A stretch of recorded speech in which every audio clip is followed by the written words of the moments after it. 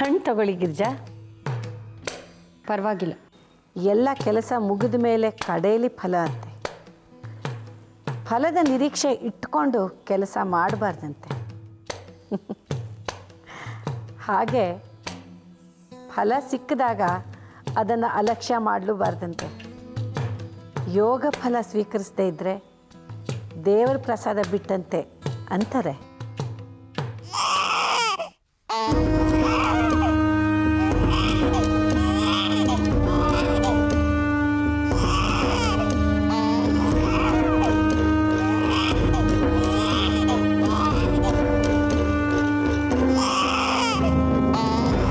ಗಿರಿಜಾ ತಗೊಳ್ಳಿ.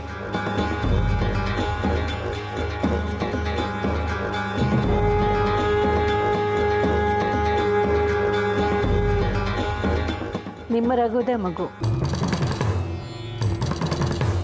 ಅರೆ ನೀವು ಹಣ್ತೀನಿ ಮಗು ನೋಡ್ತೀರಾ?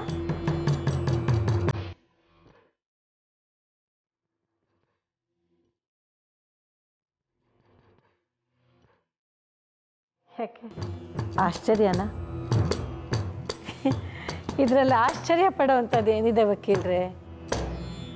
ಗಂಡು ಹೆಣ್ಣು ಸೇರಿದರೆ ಮಗು ಆಗೋದು ಪ್ರಕೃತಿ ಸಹಜ.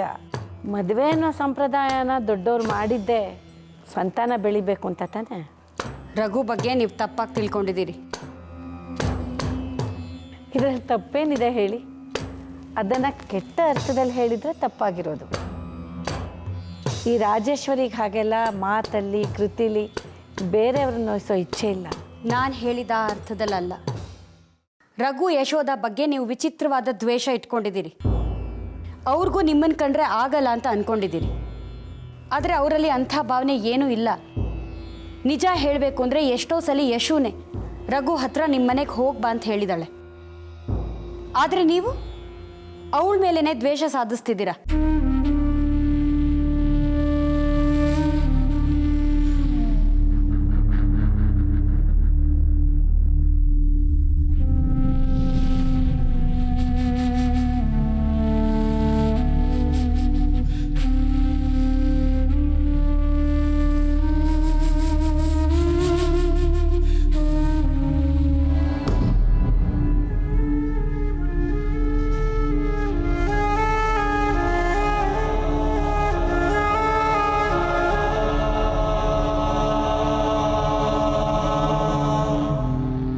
ಅಲ್ರಿ, ನೀವು ಲಾಯರ್ ಅನ್ನೋದು ನಿಜ. ಆದರೆ ನಾನು ಅಂದ್ಕೊಳ್ದೇ ಇರೋದು ಎಲ್ಲ ಹೇಳ್ತಾ ಇದ್ದೀರಲ್ಲ. ನಿಮ್ಮ ಮಾತು ಕೇಳಿದರೆ ಕೋರ್ಟ್ ಹಾಲ್ ನೆನಪಿಗೆ ಬರುತ್ತೆ.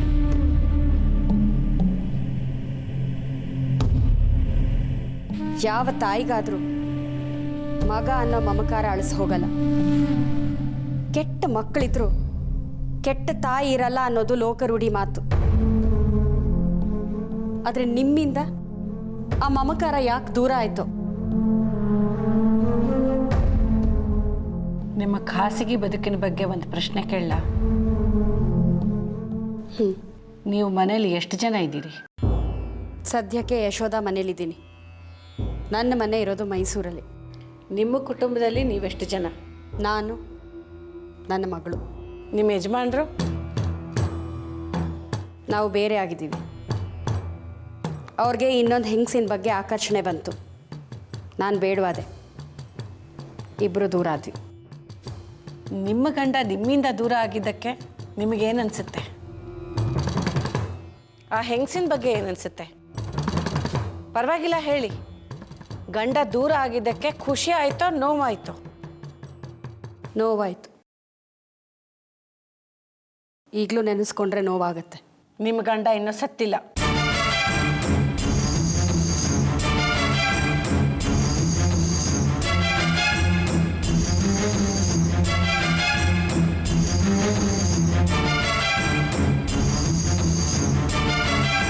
ನಿಮ್ಮಿಂದ ದೂರ ಆಗಿದ್ರು ಅಚ್ಚುಕಟ್ಟಾಗಿ ಬದುಕ್ತಾ ಇದ್ದಾರೆ. ಆದರೂ ನಿಮ್ಮ ಮನಸ್ಸಿಗೆ ನೋವಾಗ್ತಾನೆ ಇರುತ್ತಲ್ವಾ?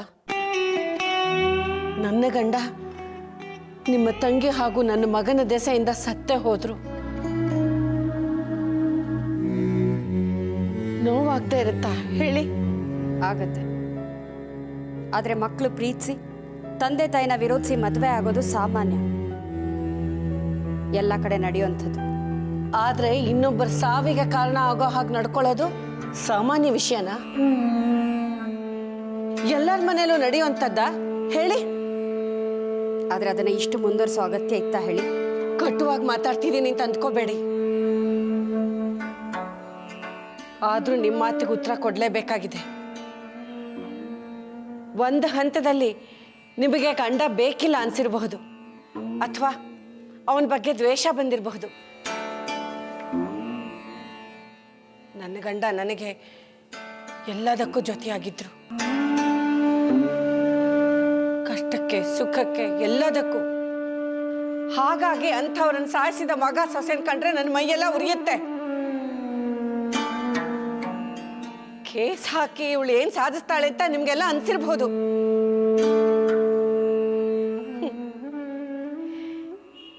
ಕೇಸ್ ಕೊಡೋ ಹಿಂಸೆ ಅನುಭವ ಏನು ಅಂತ ನಿಮಗೆ ರಘುಗೆ ಎಲ್ಲ ಗೊತ್ತಾಗಿರ್ಬಹುದಲ್ಲ. 25 ವರ್ಷ 25 ವರ್ಷ ಯಾವುದೇ ನೋವು ಕೊರತೆ ಆಗದ ಹಾಗೆ ಬೆಳೆಸಿದ್ದೆ ಅವನನ್ನ. ಆದರೆ ಈಗ ನೀವು ನಿಮ್ಮ ಮಗನ ಬಗ್ಗೆ ಇಷ್ಟೊಂದು ಕಠೋರ ಆಗಬಾರ್ದು. ನನ್ನ ಮಗನ ಬಗ್ಗೆ ಕಾಳಜಿ ವಹಿಸಿದ್ದಕ್ಕೆ ತುಂಬಾ ಧನ್ಯವಾದಗಳು.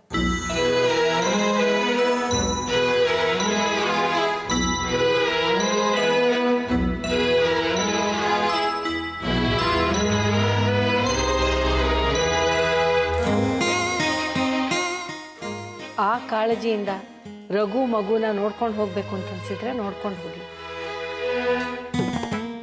ರೂಮಲ್ಲಿ ಮಲಗಿದೆ, ಹೋಗಿ ನೋಡ್ಕೊಂಡು ಹೋಗಿ ರಘು ವಿನಂತಿ ಮಗುನ.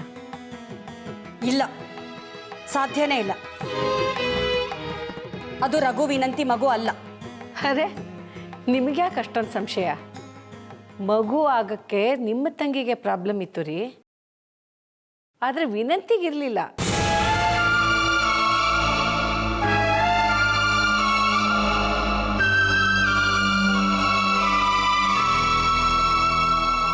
ಈ ಮಗುನೇ ಅದಕ್ಕೆ ಸಾಕ್ಷಿ, ಪ್ರೂಫ್.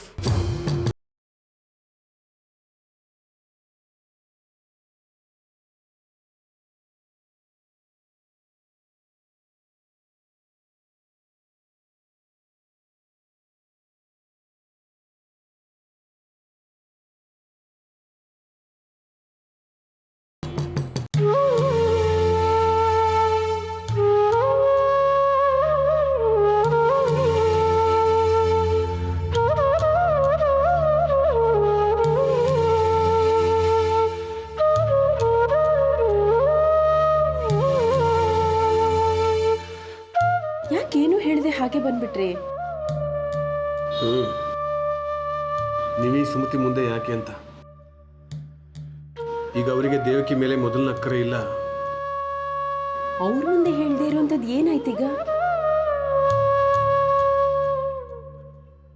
ಯಾಕೋ ನಾವು ವಾಸುನ ಪರ್ಮನೆಂಟ್ ಆಗಿ ಮರಿಬೇಕಾಗತ್ತೇನೋ. ಏನು?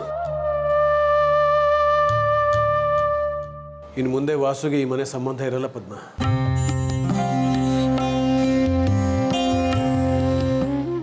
ಏನು ಸುನೀತಾ ಒರಟೊಟ್ಟಾಗಿ ಮಾತಾಡಿದ್ಲಾ? ಸುನೀತಾ ಏನು ಹೇಳಿಲ್ಲ ಪದ್ಮ, ಆದರೆ ವಾಸು ಬಾಯಿಗೆ ಸುನೀತಾ ಶಕ್ತಿ ಬಂದಿದೆ. ಈಗ ಅವನು ಅವಳು ಹಿಡಿದಲ್ಲಿದ್ದಾನೆ. ಹಾಗಾಗೋಕ್ ಸಾಧ್ಯನೇ ಇಲ್ಲ ರೀ. ನನ್ನ ಮಾತು ಸುಳ್ಳು ಅಂತ ಅನ್ಕೊಂಡ್ಯಾ? ವಾಸು ಇವತ್ತು ಎಂತೆಂಥ ಮಾತು ಹೇಳ್ದ ಗೊತ್ತಾ? ನಾನು ಯಾವತ್ತೂ ಅವನ ಬಾಯಲ್ಲಿ ಇಂಥ ಮಾತನ್ನು ಎಕ್ಸ್ಪೆಕ್ಟ್ ಮಾಡಿರಲಿಲ್ಲ. ರೀ, ವಾಸು ಈಗ ಸುನೀತಾ ಆಶ್ರಯಲ್ಲಿದ್ದಾನೆ. ಪಾಪ, ಒಬ್ಬ ಮನುಷ್ಯ ಒಂಟಿಯಾಗಿರುವಾಗ ಯಾರಾದರೂ 2 ಸಾಂತ್ವನದ ಮಾತುಗಳನ್ನ ಹೇಳಿದ್ರೆ ಸಾಕು, ಅವರು ದೇವ್ರ ಥರ ಕಾಣಿಸ್ತಾರೆ. ಸಾಯ ತನಕ ಅಂಥವ್ರನ್ನ ಮರೆಯೋದಿಲ್ಲ. ನಮ್ಮ ವಾಸುಗೆ ಈಗಾಗಿರೋದು ಅದೇ. ಎಲ್ಲಾನು ಬಿಟ್ಟು ದೇವಕಿ ಪ್ರೀತಿ ಕೊಟ್ಟ ವಾಸು. ಆದರೆ ಅವಳೇನು ಮಾಡಿದ್ಲು? ವಾಸು ಪ್ರೀತಿನ ಕ್ಷಣಿಕವಾಗಿ ಭಾವಿಸಿ ದೊಡ್ಡ ತಪ್ಪು ಮಾಡಿದ್ಲು. ಸಾವಿನ ಮನೆಯಲ್ಲಿರೋ ವಾಸುನ ಸುನೀತಾ ಬದುಕಿಸಿದ್ರು. ಸುನೀತಾ ಈಗ ವಾಸುಗೆ ಆಸರೆ ಆಗಿದ್ದಾಳೆ. ದೇವಕಿ ಮಾಡಬೇಕಾದ ಕೆಲಸನ ಸುನೀತಾ ಮಾಡ್ತಿದ್ದಾಳೆ. ಅದೊಂಥರ ವಾಸು ಮೇಲೆ ಋಣ ಇದ್ದ ಹಾಗೆ. ಅದೇನು ಸರಿ, ಆದರೆ ವಾಸು ಸುನೀತಾ ಒಂದೇ ಮನೇಲಿರೋದು ಅಂದರೆ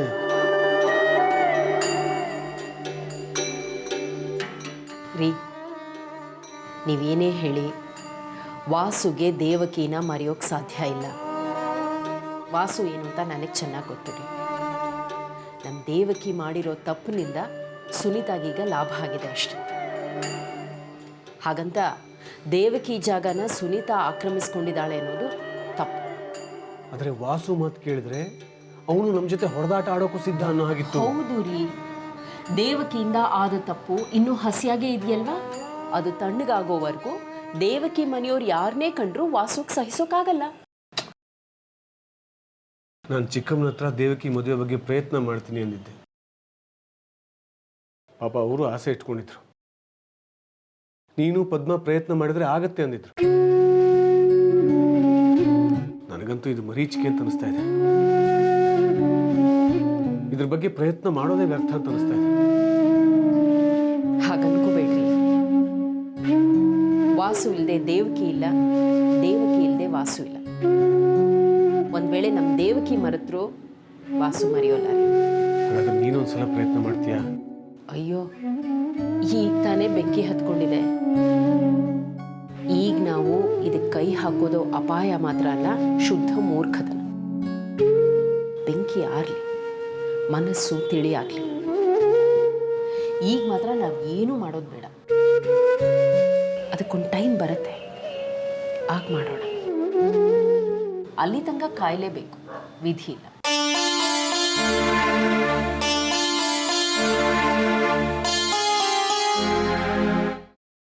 ಹೇಳಿ ಗಿರ್ಜಾ ಅವರೇ, ಯಶೋಧ ಹೇಗಿದ್ದಾರೆ?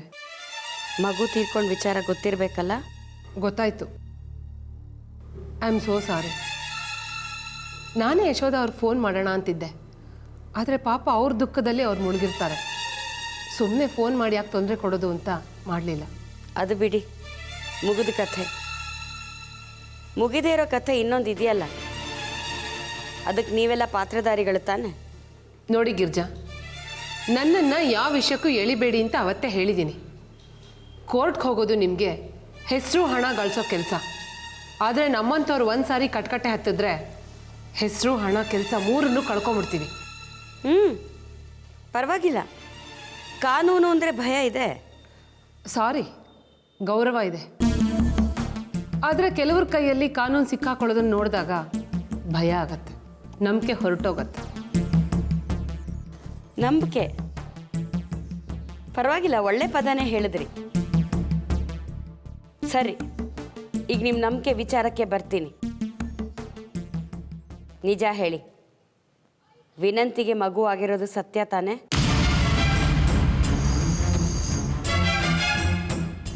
ಆಗಿಲ್ಲ ಅಲ್ವಾ? ಹೇಳಿ, ಯಾಕೆ ಸುಮ್ಮನಾದ್ರಿ? ನೀವು ರಾಜೇಶ್ವರಿ ಸೇರ್ಕೊಂಡು ಪ್ಲ್ಯಾನ್ ಮಾಡಿದ್ದೀರಾ ಅಂತ ನನಗೆ ಚೆನ್ನಾಗಿ ಗೊತ್ತು. ಹೇಳಿ, ಪರವಾಗಿಲ್ಲ. ನಿಮ್ಮ ರಾಜೇಶ್ವರಿ ಕೋರ್ಟಲ್ಲಿ ಏನು ನಡೀತಾ ಇದೆ ಅಂತ ಅದನ್ನು ಅವ್ರನ್ನೇ ಕೇಳ್ಕೊಳ್ಳಿ. ಆ ದಿನನೂ ಬರುತ್ತೆ. ನೀವು ನಿಜ ಹೇಳಿ, ವಿನಂತಿಗೆ ಮಗು ಆಗಿರೋದು ಸುಳ್ಳಲ್ವಾ? ಹಾಗಾದರೆ ಕೋರ್ಟ್ನಲ್ಲಿರೋ ದಾಖಲೆಗಳು ಸುಳ್ಳು ಅಂತೀರಾ? ದಾಖಲೆಗಳು ಸುಳ್ಳು ಅಂತ ಹೇಳ್ತಿಲ್ಲ, ಅದನ್ನು ಸೃಷ್ಟಿ ಮಾಡಿದವರು ಸುಳ್ಳು ಅಂತ ಹೇಳ್ತಿದ್ದೀನಿ. ಹೇಳ್ಕೊಳ್ಳಿ, ಪರವಾಗಿಲ್ಲ. ಸುಳ್ಳು ದಾಖಲೆಗಳನ್ನ ಸೃಷ್ಟಿ ಮಾಡಿದವರು ಸುಳ್ಳ್ರೆ. ನೋಡಿ, ನಾನು ಲಾಯರ್ ಆಗಿ ಬಂದಿಲ್ಲ, ಸತ್ಯ ತಿಳ್ಕೊಳ್ಳೋದಕ್ಕೆ ಅಂತ ಬಂದಿದ್ದೀನಿ. ರಾಜೇಶ್ವರಿ ಮನೇಲಿರೋ ಮಗು ವಿನಂತಿದಿರಬಹುದು, ಆದರೆ ಅದು ನಮ್ಮ ರಘು ಮಗು ಅಂತ ಹೇಳೋದಕ್ಕೆ ಪ್ರೂಫ್ ಏನಿದೆ? ಅದು ರಘು ಮಗು ಅಂತ ನಾನೆಲ್ರಿ ಹೇಳಿದೆ. ಮತ್ತೆ ರಘುನಂದನ್ ಅಂತ ಹೆಸರಿದೆ. ಆ ಹೆಸರಿನ ಆಧಾರದ ಮೇಲೆ ತಾನೆ ರಾಜೇಶ್ವರಿ ಅವ್ರು ಕಂಪ್ಲೇಂಟ್ ಕೊಟ್ಟಿರೋದು. ಗಿರ್ಜಾ, ಈಗ ಲಾಯರ್ ಗಿರಿನ ನಾನು ನಿಮಗೆ ಹೇಳ್ಕೊಡ್ಬೇಕಾಗಿದೆ. ಅಲ್ರಿ, ಗರ್ಭಿಣಿ ಹೆಂಗಸರು ನನ್ನ ಹಾಸ್ಪಿಟಲ್ಗೆ ಅಡ್ಮಿಟ್ ಆಗುವಾಗ ಅವ್ರ ಗಂಡನ ಹೆಸರನ್ನು ಬರೆಸ್ತಾರೆ. ಅವ್ರ ಗಂಡ ಆ ವ್ಯಕ್ತಿನೇ ಹೌದೋ ಅಲ್ವೋ ಅಂತ ನಾನು ಚೆಕ್ ಮಾಡೋಕ್ಕಾಗತ್ತಾ? ಅದು ನಮ್ಮ ಕೆಲಸನೂ ಅಲ್ಲ. ರಘುನಂದನ್ ಬದಲು ತಿಮ್ಮಣ್ಣ ಅಂತ ಬರ್ಸಿದ್ರೆ ತಿಮ್ಮಣ್ಣ ಅಂತಾನೆ ಇರ್ತಿತ್ತು. ನೋಡಿ, ನಮಗೆ ಅವ್ರ ಗಂಡ ಮುಖ್ಯ ಅಲ್ಲ, ಆ ಗರ್ಭಿಣಿ ಹೆಂಗಸು. ಸರಿ, ನೀವು ಹೇಳ್ತಿರೋ ವಿಚಾರ ಸರಿನೇ. ಆದರೆ ಯಶೋಧ ನಿಮ್ಮ ಪೇಷಂಟ್ ಆಗಿದ್ದವಳು. ಹಾಗಿದ್ಮೇಲೆ ಅವಳಿಗೆ ಯಾಕೆ ನೀವು ಈ ವಿಚಾರ ತಿಳಿಸ್ಲಿಲ್ಲ? ಅದು ಅಲ್ಲದೆ ಯಶೋಧ ನಿಮಗೆ ಮುಂಚೆಯಿಂದನೂ ಪರಿಚಯ. ಆದರೂ ಯಾಕೆ ನೀವು ಅವಳ ಹತ್ರ ಹೇಳಿಲ್ಲ? ಜಗತ್ನಲ್ಲಿ ರಘುನಂದನ್ ಅಂದರೆ ಯಶೋಧ ಗಂಡ ಮಾತ್ರನಾ? ನೋಡಿ ಗಿರ್ಜಾ, ಡಾಕ್ಟರ್ ಅಂದರೆ ಹರಿಣಿರಾವ್ ಮಾತ್ರ ಅಲ್ಲ, ಲಾಯರ್ ಅಂದರೆ ಗಿರ್ಜಾ ಒಬ್ಬರೇ ಅಲ್ಲ. ಹಾಗಾದರೆ ರಘು ವಿನಂತಿ ಗಂಡನೂ ಅಲ್ಲ, ಮಗುವಿನ ತಂದೆನೂ ಅಲ್ಲ. ಅದು ನನಗೆ ಸಂಬಂಧಪಟ್ಟ ವಿಚಾರನೂ ಅಲ್ಲ. ವಿನಂತಿಗೆ ಮಗು ಆಗಿದೆ, ಅದು ನಮ್ಮ ಹಾಸ್ಪಿಟಲ್ನಲ್ಲೇ ಆಗಿದೆ. ನೋಡಿ, ನಾನು ರೌಂಡ್ಸ್ಗೆ ಹೋಗಬೇಕು. ಪೇಷಂಟ್ಗಳು ಕಾಯ್ತಾ ಇರ್ತಾರೆ. ನೀವು ಕ್ಲೈಂಟ್ಸ್ಗಳನ್ನ ಕಾಯಿಸ್ಬೋದು, ನಾನು ಪೇಷಂಟ್ಗಳನ್ನ ಕಾಯಿಸೋಕ್ಕಾಗಲ್ಲ. ಜೀವದ ಪ್ರಶ್ನೆ. ಕೊನೆ ಪ್ರಶ್ನೆ, ವಿನಂತಿಗೆ ಹೆರಿಗೆ ಆಗೋವಾಗ ಅವಳ ಗಂಡ ಅದೇ ರಘುನಂದನ್ ಬಂದಿದ್ನಾ? ಯಶೋದಾಗ ಹೆರಿಗೆ ಆಗುವಾಗ ಅವಳು ಗಂಡ ರಘುನಂದನ್ ಕೂಡ ಬಂದಿರಲಿಲ್ಲ. ನಾನಿನ್ನು ಬರ್ತೀನಿ.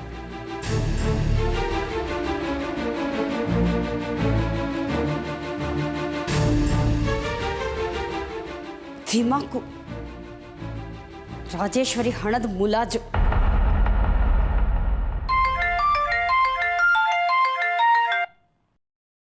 ಹಲೋ.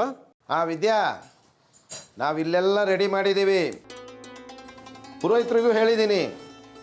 ಅದೇ ದಿವಸ ದೇವಸ್ಥಾನದಲ್ಲಿ ಒಂದು ಪೂಜೆನೂ ಇಡಿಸಿದ್ದೀನಿ. ಸರಿ, ಹಾಗಾದರೆ ನಾವು ಅವಿನಾಶ್ ಮನೆಯವ್ರನ್ನ ಕರ್ಕೊಂಡು ಬಂದರೆ ಸಾಕಲ್ವಾ? ಸರಿ.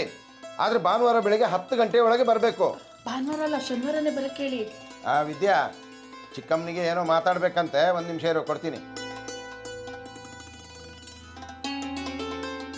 ಹಲೋ ವಿದ್ಯಾ, ನೀವು ಒಳ್ಳೆ ನೆಂಟ್ರ ಥರ ಭಾನುವಾರ ಬಂದರೆ ಹೇಗೆ? ಶನಿವಾರ ಬಂದು ಏನೇನಾಗಿದೆ ಏನೇನಾಗಿಲ್ಲ ಅಂತ ನೋಡೋದಲ್ವಾ? ನಾನು ಅವಿನಾಶ್ ಮನೆಯವ್ರ ಜೊತೆ ಬರೋಣ ಅಂತ ಅಂದ್ಕೊಂಡಿದ್ದೆ. ಬೇಡ ಬಿಡಿ, ಅವ್ರಿಗೆ ಹೇಗೋ ನಮ್ಮ ಮನೆ ಹಳೆ ಬೀಡು ಎಲ್ಲ ಗೊತ್ತಿದೆ. ಅವ್ರ ಪಾಡಿಗೆ ಅವ್ರು ಬರಲಿ, ನಾವು ಶನಿವಾರನೇ ಬರ್ತೀವಿ. ಸರಿ, ಭಾವನ್ ಕೊಡ್ತೀನಿ. ಮಿಕ್ಕ ವಿಷಯ ಅವ್ರ ಹತ್ರ ನೀನೇ ಮಾತಾಡು. ತಗೊಳ್ಳಿ.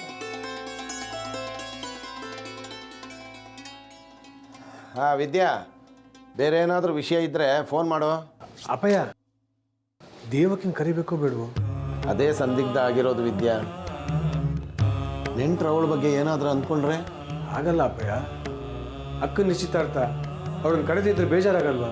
ಅದು ನಿಜ. ಆದರೆ ನಿನಗೆ ಏನು ಅನಿಸುತ್ತೋ ಹಾಗೆ ಮಾಡು. ವಿದ್ಯಾ, ದೇವಕಿ ವಿಷಯ ಈಗ ಜನಾರ್ದನ್ನಿಗೂ ಗೊತ್ತಾಗಿದೆ. ಚಿಕ್ಕಪ್ಪ ಏನಂದ್ರು? ಮಗಳ ವಿಷಯ ಎಲ್ಲ ತುಂಬ ನೊಂದ್ಕೊಂಡಿದ್ದಾನೆ. ವಿಷಯ ಗೊತ್ತಾದ ದಿವಸ ನನ್ನ ಹತ್ರ ಮಾತಾಡೇ ಇಲ್ಲ. ಪಾಪ ಅವನಿಗೆ ನನ್ನ ಮೇಲೆ ಸಿಟ್ಟು ಮಾಡ್ಕೊಳ್ಳೋಕ್ಕೂ ಆಗಲ್ಲ. ವಿದ್ಯಾ, ನೀನು ಪದ್ಮ ಯೋಚನೆ ಮಾಡಿ ದೇವಕಿನ ಕರಿಬೇಕು ಬೇಡು ಅಂತ ನಿರ್ಧಾರ ಮಾಡಿ. ಸರಿ ಅಪ್ಪ. ಸರಿ.